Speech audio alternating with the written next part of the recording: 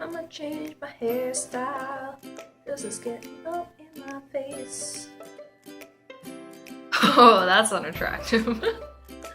I don't know what to do with this freaking thing. If my hair changes throughout this video, I'm so sorry. I'm just having a hard time.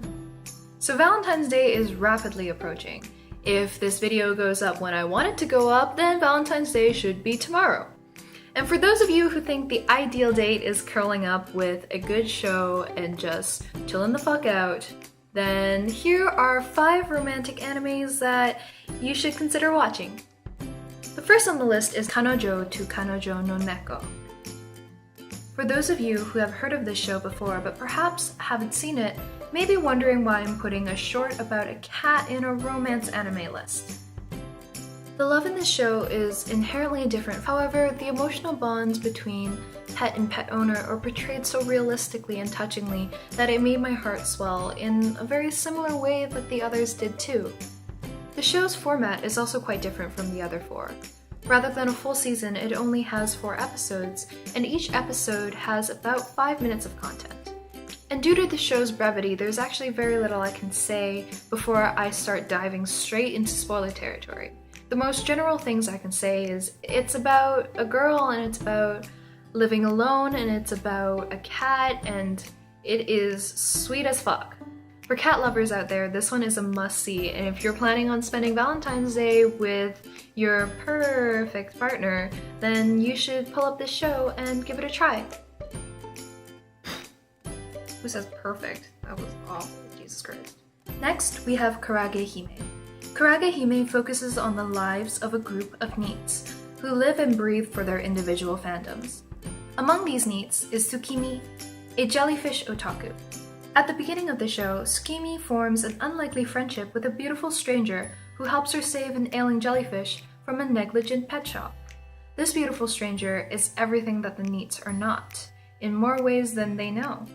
Although not always categorized as a romance anime, there is definitely a romantic thread that runs through the show, tying the main female lead and the main male lead together. The romantic aspects of the plot are more emphasized near the end of the show rather than at the beginning. However, they definitely do exist. And if you give it a few episodes, I'm sure you'll feel it too.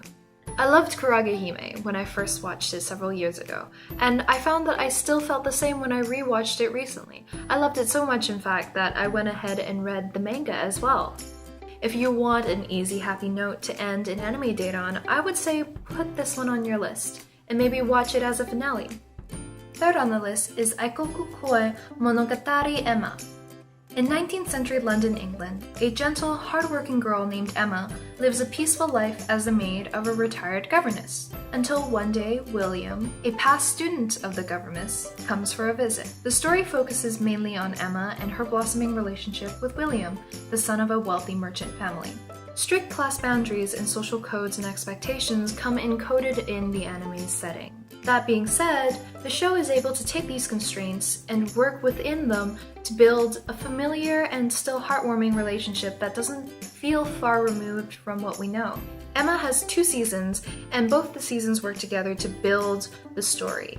And if you have the time, watching both of them rather than just the first season alone would be highly recommended. Obviously, if you watch the first season you're just like, Ariane, this is trash, you're trash, then don't watch the second season. But if you like it at all, you'll find that the second season really builds on top of what the first has to offer. Next, we have Natsuyuki Rendezvous. The majority of the show takes place in a small flower shop where the 3 main characters, Roka, Atsushi, and Ryosuke, play out the central drama of the story. Roka is the sweet flower shop manager who's been widowed for the past 3 years.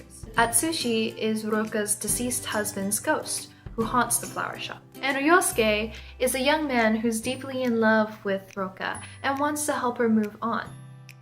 While maintaining a lighthearted attitude, the show tries to deal with heavier subjects such as living after the death of a loved one and the guilt associated with loving another. And in my opinion, for the most part, the show succeeds beautifully. Natsuyuki is quite a unique combination of josei romance and supernatural. That's not a combination that I've seen a lot, and I do highly recommend that you check it out. My final recommendation is Nana.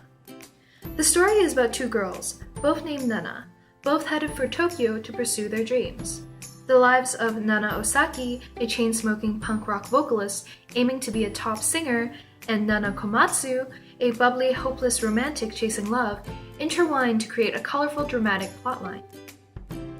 Recently, when I was rewatching the series, maybe about a month ago, I realized I had a lot more patience for the two Nanas, and I could empathize with what they were doing and what they were feeling a lot more than I used to. Nana is a show that doesn't just deal with the emotional highs of a relationship, but also the devastating lows. And because of that, I would recommend that maybe you watch this one alone. It is a terrific anime, and it is definitely romantic at its very core. However, for Valentine's Day on a date, maybe it could be a bit much. Also, it's quite a long anime. Perhaps watch this when you can pace it by yourself. Alright guys, that is the end of this video. If you had a good time, please do remember to like and subscribe and leave me a comment if you're like, whoa, this was really great. I feel the desire to talk. I feel the desire to leave a comment. If you don't feel that desire, then go fuck yourself. Just kidding. I need to stop swearing.